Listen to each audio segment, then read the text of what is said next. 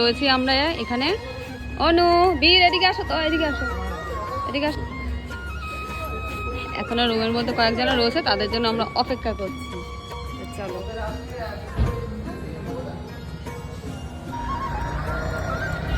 আমরা এখন নিউ দীঘার দিকে চলে এসেছি হোল দীঘায়। আর তো আমরা এখন চলে এসেছি হোল দীঘাতে। তো আমরা নিউ দীঘাতে ছিলাম, তো হোল দীঘাতে এখন সন্ধ্যাবেলা ঘুরতে এসেছি।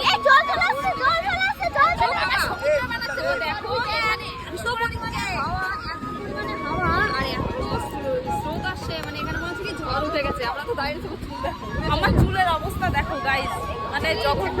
ভালো লাগছে, খুব ভালো লাগছে এই জায়গায় এসে। সত্যি আমার এই মেলা বসে এরকম জায়গায় এখন ঘুরতে এসেছি, সত্যি মনটা খুব ভালো হয়ে গেছে সবার। আমাকে দেখো ভূত ভূত লাগছে, পুরো চুলের অবস্থা। এখন সব একটু ঘুরে দেখছি এখানে। আর এখানে এখন বেলুন খেলা হবে। তো এই যে ছেলেরা বাচ্চারা বায়না করছিল এখানে বেলুন